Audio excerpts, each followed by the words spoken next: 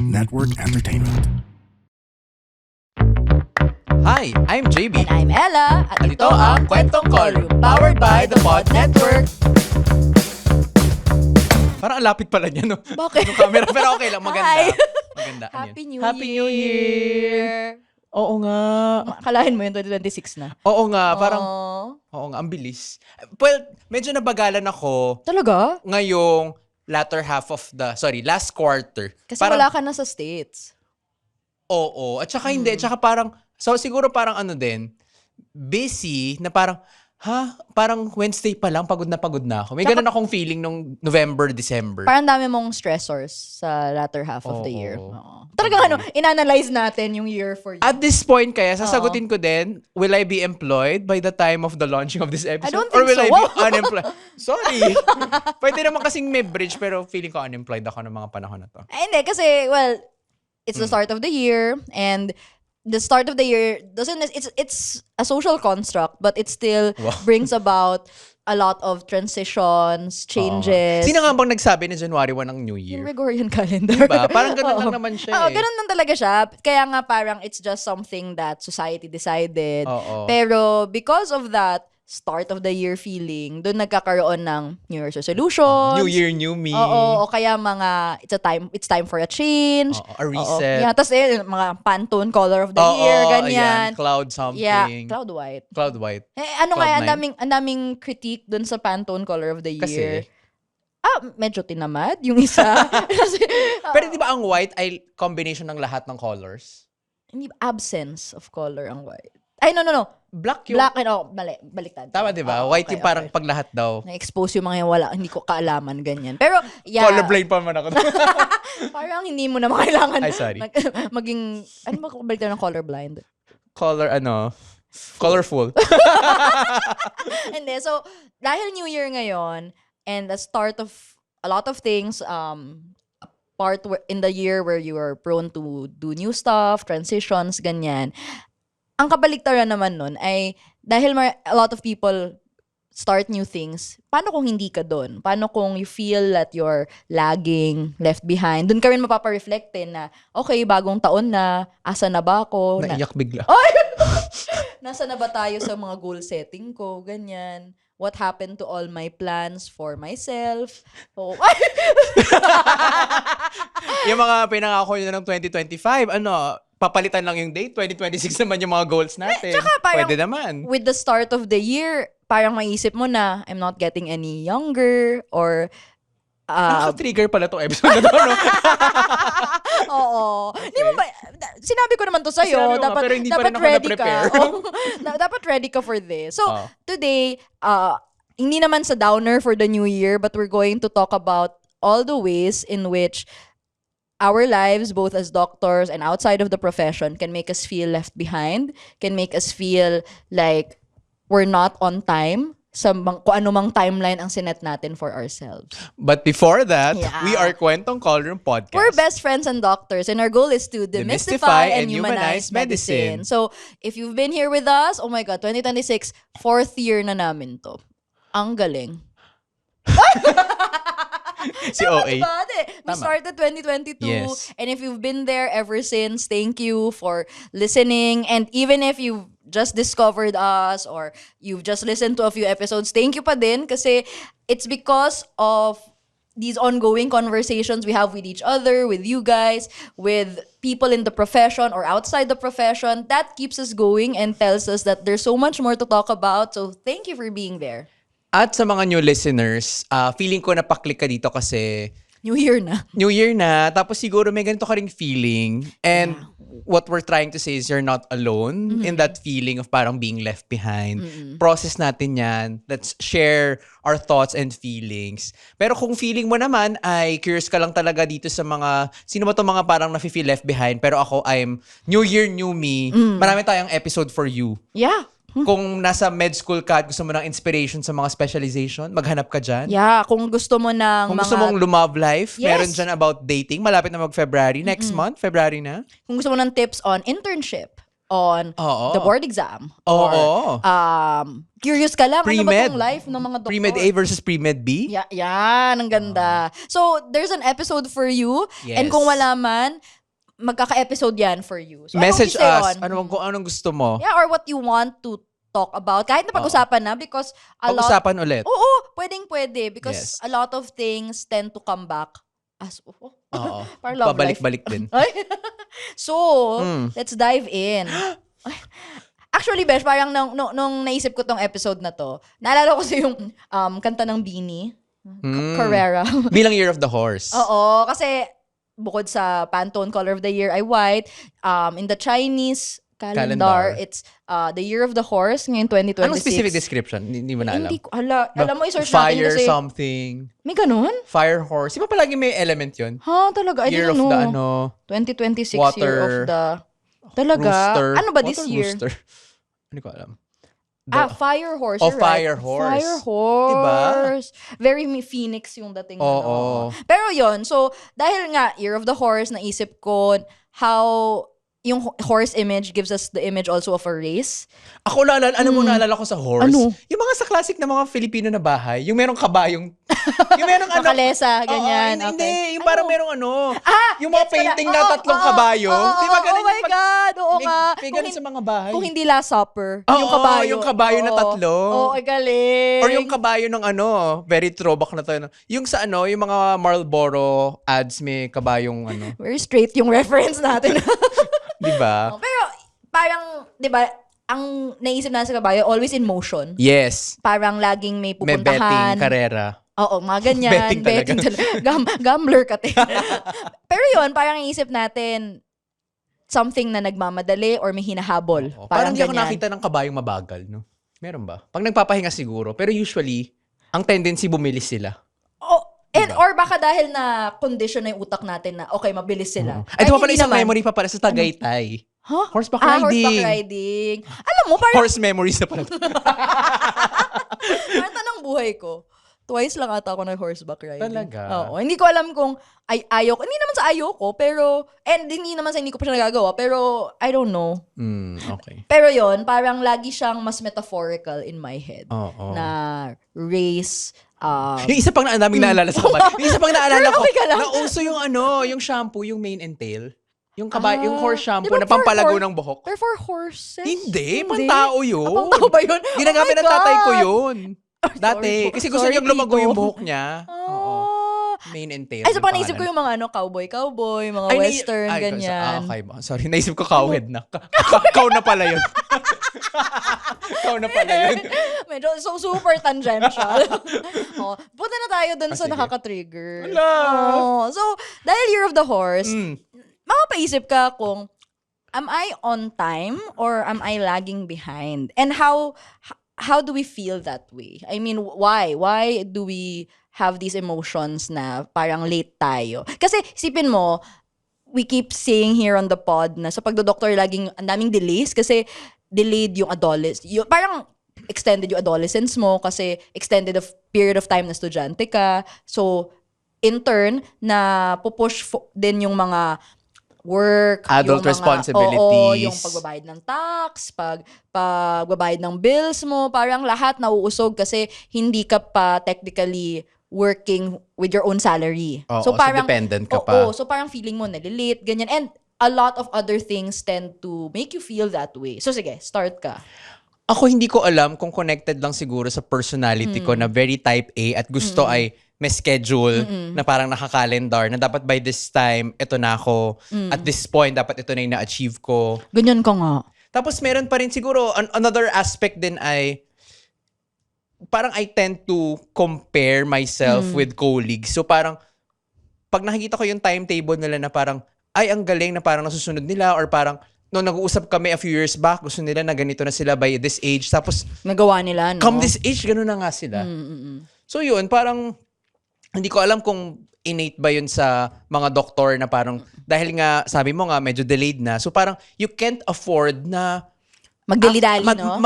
Madelay pa lalo or parang magpetics after mong gumraduate ng medicine. Kasi nga, ang medyo maraming years na rin yung nagugulo mo sa pag-aaral. So you want to move on with the rest of your life, hopefully according to your timetable. And sabi mo nga, parang, you have this, dahil nga lumaki tayo na may peers lagi, whether sa school, med school, and beyond, residency, may peers tayo. Para lagi kami point of comparison kasi, na okay siya, andito na siya, ito na yung ginagawa niya, bakit ako, ito pa lang yung ginagawa ko. At saka hindi ko alam kung added layer pa sa pagiging gay, diba? Na parang, ako kasi parang I want to have my own kid, na parang hindi siya ganoon ka-feasible. Tapos nakikita mo yung mga colleagues mo, ay, may anak na sila, laki na ng anak nila, na parang, ano ba naisip mo?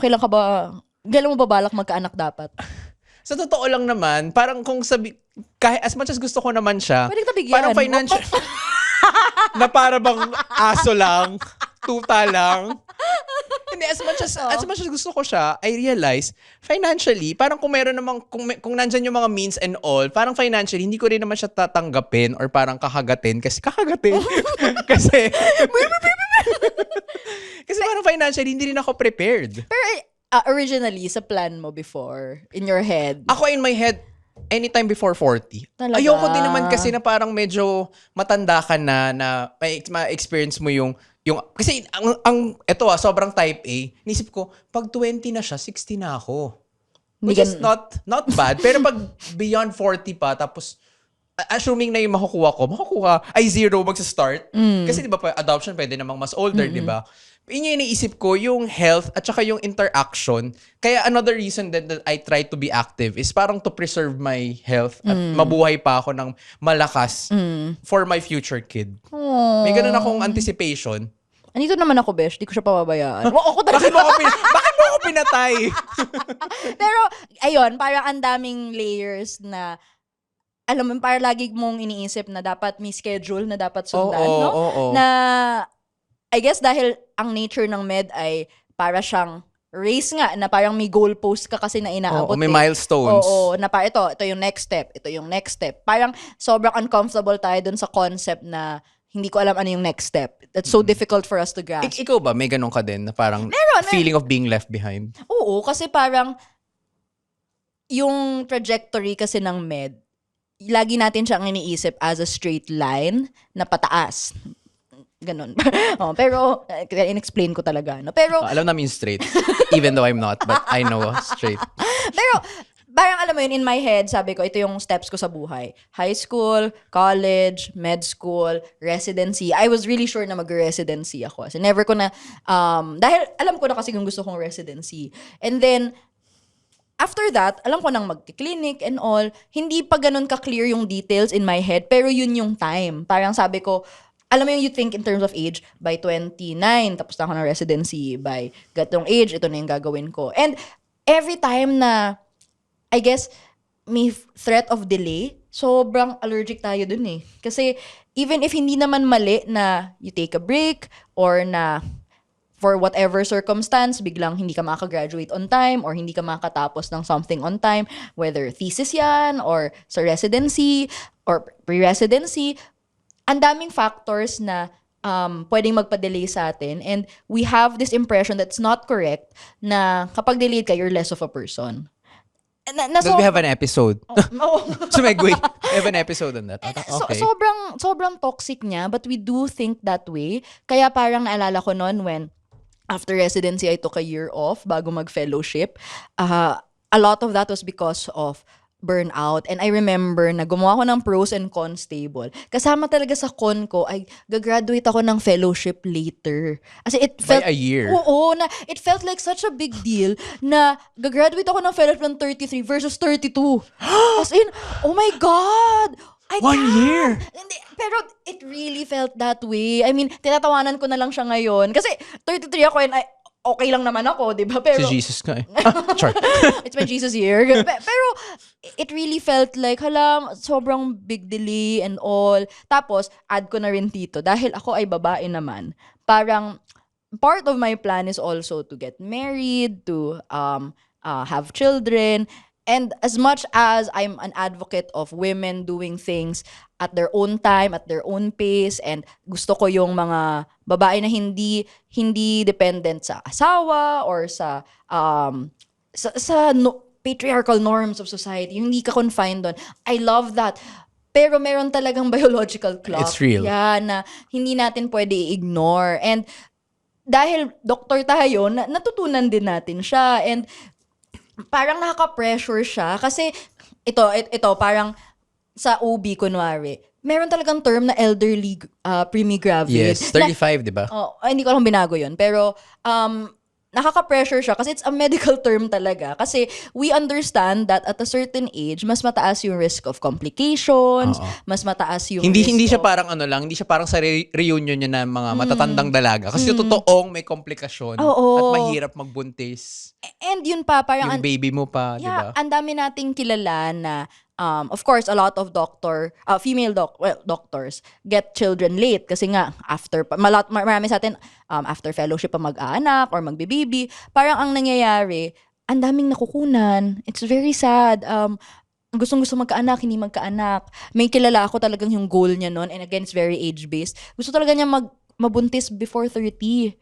Kasi ayaw niya na 30 plus na siya magkakaanak or magta-try kasi she's seen too many horror stories. Not saying you should also do that, but it is a legit concern. Kasi yung mga tao parang, kaya pinipressure ka sa reunion, mag-anak na kayo, mas mahirapan kayo. I still hear that to this day, even from doctors, even from women in the profession. Kasi nga, may recognition that it's a lot more difficult. Tapos naging naging conversation na din yung pag-freeze ng eggs, kung possibility ba, which of course is an option, but it's a very expensive option. Mahal. And ang hirap niya.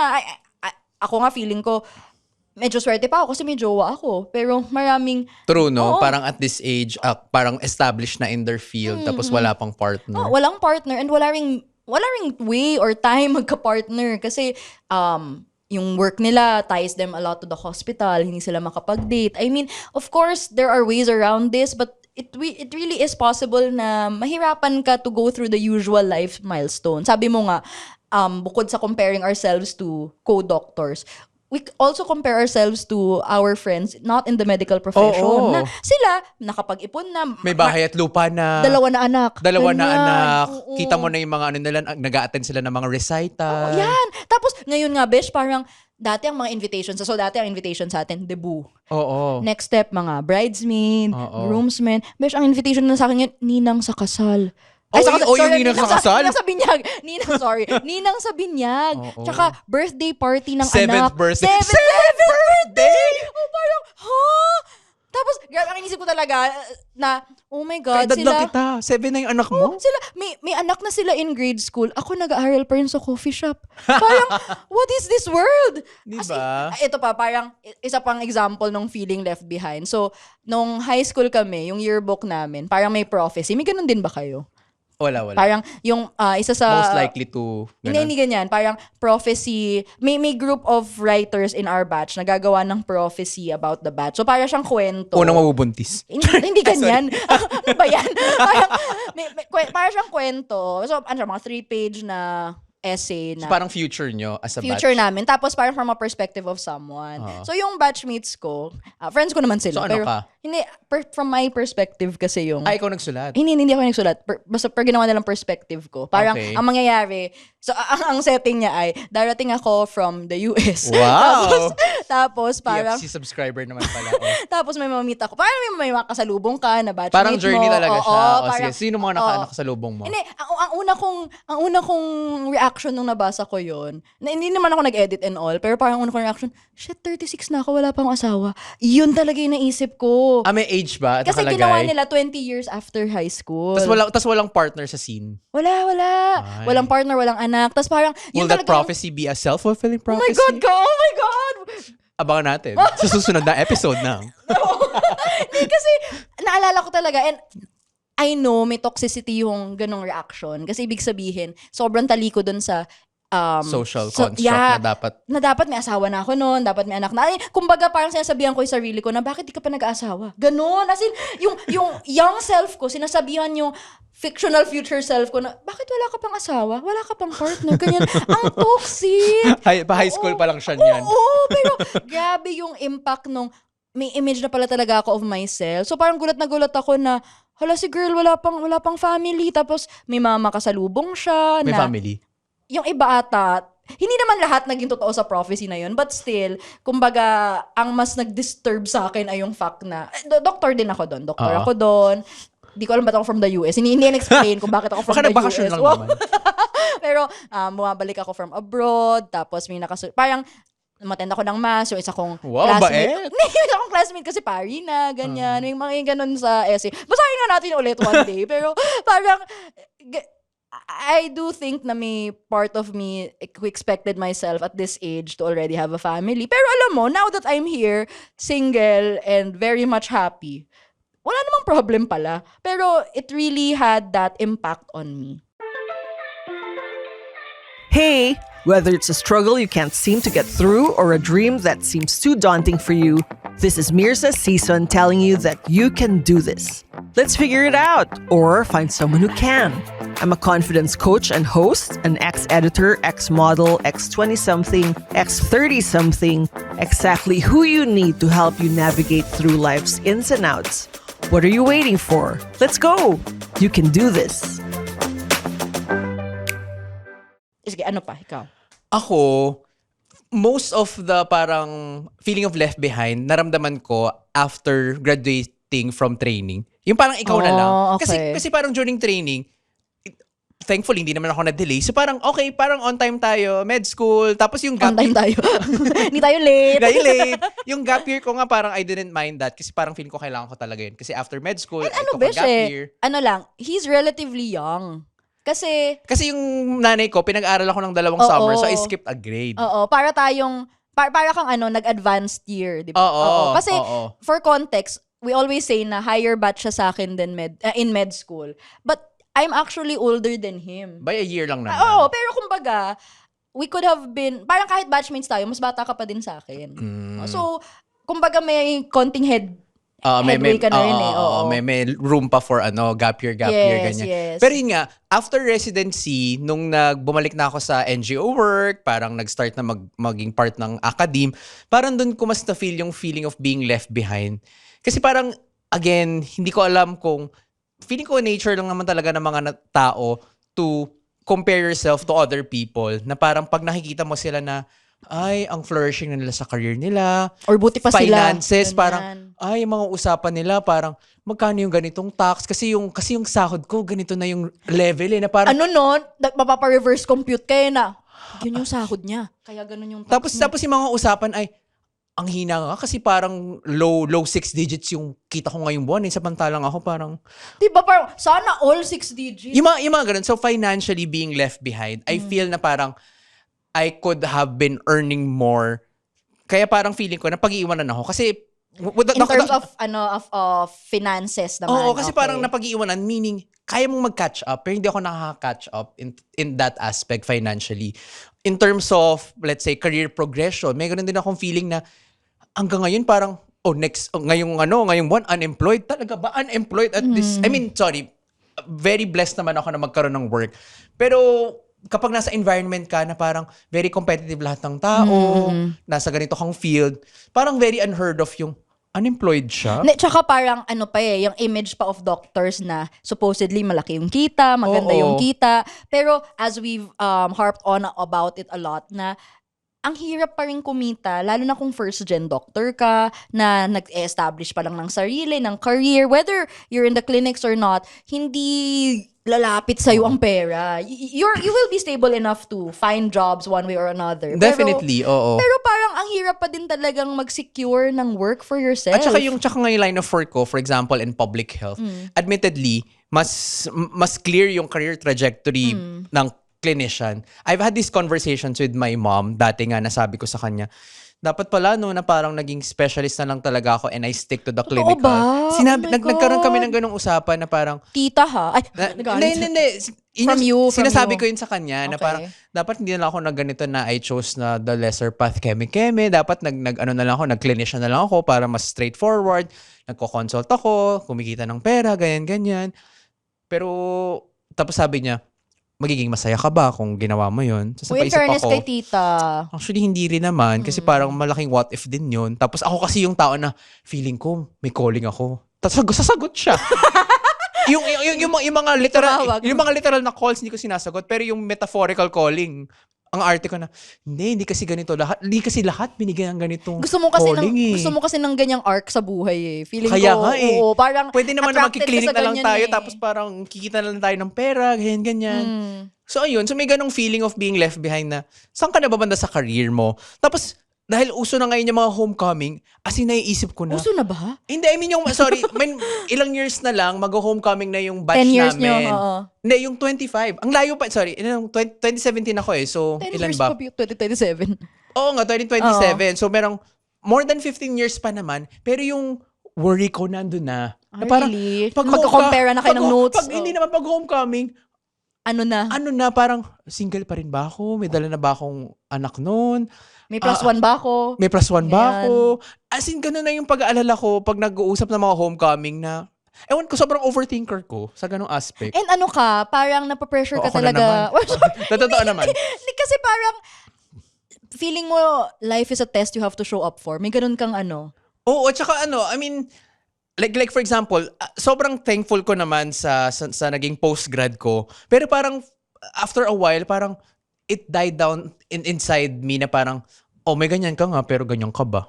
May ganun ako na... Alam mo, gusto ko yung tanong sa'yo minsan, pero hindi ko ma-unearth. Kasi parang feeling ko, ay, wag dito. Ay, ano yun? Sige, mamaya. Talaga sabihin ko ba? Oh, no, mamaya. Kinabahan ako bigla, mamaya Okay. Pero, grabe yung pressure we put on ourselves. Ako naman, yung ganyan ko, pera din, kasi ma-realize mo talaga na kailangan mo ding mabuhay. And ako naman, ang na-learn ko on the side of having clinics, ay, yung buhay ng doktor talaga pala ay, pag pasyente, kung hindi ka magkiklinik, wala kang kita.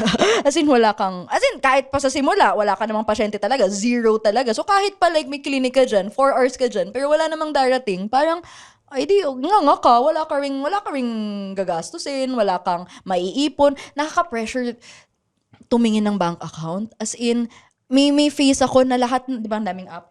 Parang lahat ng app tinitignan ko. Tapos may app ako to consolidate. Parang, shit, hindi ko pa to naabot.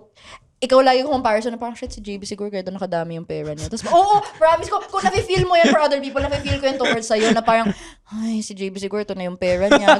Promise. Bank account reveal. Sure. Napapressure talaga ako kasi parang feeling, ito, toxic na lang siya. Pero parang, I always feel you're doing better than me. Kaya parang ikaw yung point of comparison ko na, not in na toxic, when gusto ko na pabagsakin. Wala namang gagawin. Patumbahin. Kasi kung gagawin lang, nagawa ko na yun. pero more of, parang feeling ko, ikaw yung role model. When I grow up, I want to be like JB. So, bakla. So parang, ako, ganito lang ako. Parang, hindi ko siya matanggal. Parang feeling ko all my life, I will think of you better than me. Kaya parang, lagi ako mapapressure na dapat ganito na rin ako kapag may nagawa ka, ganyan. So, nakaka-pressure yun. And, nawala tuloy ako. Para isa pang ay, ang marker ko kasi of success ay being free enough to do what I want to do. Whether to eat what I want, to go where I want, to pursue things that I want, na hindi ako mag-worry kung if it will break the bank. lulugmok ako sa kahirapan, ganyan. Financially yan, di ba? Financially, and also, time, ganun din. and energy. Yung parang malaya kang gawin yung mga gusto. Gusto ko kasi maabot yun na parang, okay, mas control ko yung buhay ko. Control ko yung, parang pag ito gumalaw, kaya ko yan, ganyan. Gusto ko ng ganong klaseng control of my life na alam kong wala pa. Kaya, ang hirap kasi, feeling ko, lalo na sa bahay, feeling ko, bata pa ako, baby pa ako, ganyan na. On one hand, I enjoy kasi I love my parents, I love my family, ganyan. Pero parang, alam kong hindi ako totally independent from them. Ganon. Ay, may isa pa ako. sige. Isa pang feeling na medyo tangent, but I also feel na left behind kasi naging issue ko siya before year off.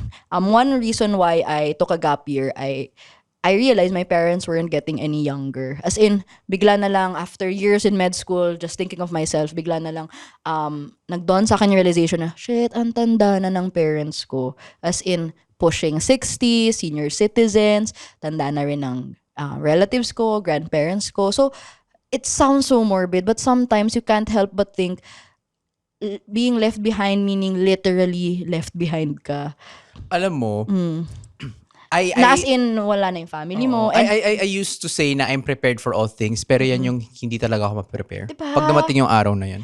alam mong darating siya. It's a certainty in life. Unless pero, mauna ako, pero nalungkot. Pero parang, I'm always scared of that day na alam kong kailangan kong one day literal na harapin yung buhay mag-isa. hindi ko siya alam kung paano haharapin. Ako din. I mean, yung moment na yun. I mean, Oo. siguro feeling ko, I can say na, dahil nga, at this phase, parang independent naman ako. Pero yung circumstances around it, the whole plot, the whole, The whole arc. oo, yung time na yun, parang hindi ko alam kung paano ko siya harapin. Hindi ko talaga alam. Tsaka parang, it's not like I haven't had a major death in the family before. I have, like, and it really shook me. Pero even with that experience, and even with the experience of facing death sa hospital and sa mga nakikita natin with our patients, hindi pa din siya easy topic to talk about. As in, you know it will shake you. And you know na pag dumating yung araw na yon, you will be a mess. As in, magko-fall ka talaga. And siguro you will get over it. You will Eventually. move on. Oo, meron naman yan, but you know it will be super painful. Yeah. So, alam mo yung acutely aware ka lang of the march of time. It's such a difficult feeling to have because it brings on so many emotions of anong mangyayari pag nangyari na to, pag umabot tayo sa ganito, not just with yourself but with your loved ones. Parang hindi mo siya mapipigilan even if there are moments na gusto mong ipatigil lang yung oras and sana nandito lang tayo. Wala, hindi ganun yung buhay. Another feeling din siguro of being left behind. Sa akin naman, sobrang conscious ko talaga sa age ko. Oo nga. As in, parang we talk about this so much. Sobrang ko na, 32 na ako, tarang malapit ako mag-33, ganyan. Tapos, nako-compare ko rin kasi yung sarili ko sa mga mas younger, in a way na parang, at this age, ito na yung mga nagawa nila sa buhay. Na parang ang dami na nilang achievements and all. Tapos iniisip ko, nung ganyang edad ako, hindi naman ako ganyan ka-aware sa mga dapat kong ginagawa sa buhay. Nag-aaral lang ako, ganyan. Tapos, ewan ko, parang, lalo na sa social media, ang dali kasi mag-compare. Pag nagsuscroll ka lang sa social media na yung mga kabataan ngayon, ganyan, yung mga younger colleagues mo, ako, palagi ang dami kong regrets minsan na parang, at that age, ginawa ko yan, or parang we have an episode on that. On another regrets. segue. Oo. Diba? May mga ganun ako. Kaya parang, lalo tuloy, sumasama yung loob ko na, left behind na ako in a way na yung mga mas bata nga sa akin, mas nauna pa sila. Lalo kong napag-iwanan. Yung mga kaedaran ko, napag-iwanan ako. Yung mga mas bata sa akin, napag-iwanan ako. So, kasi siya double-edged sword. We're both interested in teaching kasi, di ba? Oo. So, we often say na nakakabata to be with Yes. the younger generation, to talk to minds na much younger than us, ganyan. But, may feeling din also na, hala, buti pa sila. Parang mas magaling sila sa akin. Pero, comes with a lot of toxicities din kasi na feeling mo, alam mo, we should be happy that the younger generation is doing better than us because that should be the way the world goes. Kaso lang, ang hirap kasi feeling natin, kawalan natin ang kagalingan nila. Parang ganon.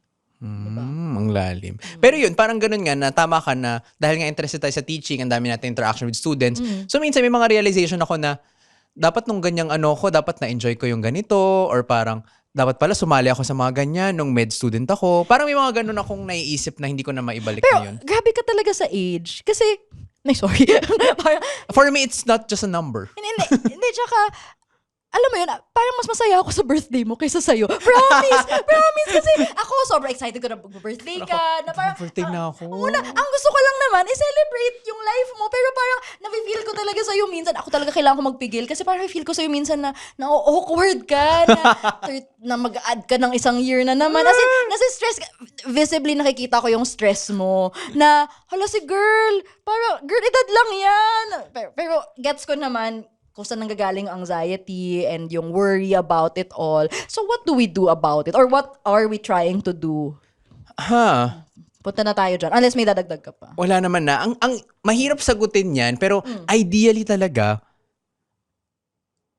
kanya-kanya tayo ng way to make our, to find a sense of stability in our sense of self, of being secure with ourselves. mahirap siyang... Anong secure? Ako palagi kong sinasabi, pag ang galing ko magpayo sa iba, may mga ganitong problema, pero yung sarili kong, sarili kong buhay, hindi ko maayos. Na parang, ano naman yan kanya-kanya tayo ng timeline. Sabi nga ng Bini, buhay ay hindi karera. Okay. Kanya-kanya tayo ng timeline na parang, wag mo, as much as madali mag-compare sa ibang tao, try to be the best version of yourself. Madali siyang sabihin talaga, pero how? How would you know na yun para na yun? naman consultant. Sorry. Puro how? Sorry. I wanna know. Kasi idol nga kita eh. Wow. Ano ba? Siguro a small but very helpful way is try to celebrate your achievements, whether small or big. Na parang, may narating ka naman. Like, if you look back even a few weeks or months or even dahil nga New Year, so look back 2025, di ba? Marami kang nagawa. Marami kang nagawa, girl. Girl. Alam mo, isang dahilan kaya ako pinupush na i-celebrate at your birthday mo, ganyan. Kasi, one good example I found from another of my friends ay, ngayong 30s na rin siya, nasa era siya na sineselebrate niya talaga yung birthday. Hindi kasi ako ganon. Parang, dati, okay, birthday ko, I don't see it as that big a deal na, okay, tumanda ka, ganyan. Parang, just another day siya usually. Lalo na yung birthday ko kasi may pasok usually. So, hindi ako nasanay na may big celebration. Meron naman throughout the years. Pero alam mo yung pag 18, pag 7, ganyan. Parang ngayong older, you find less and less reasons to celebrate. Pero yung friend ko na yon, ang kanyang attitude ay all the more na kailangan sineselebrate natin yung birthday. So parang siya, at 30, ito yung plano niya. At 31, ito yung plano niyang celebration. Alam mo yung having something to look forward to as time marches on, that really helps na parang, okay, tumanda ako, let's celebrate that, di ba?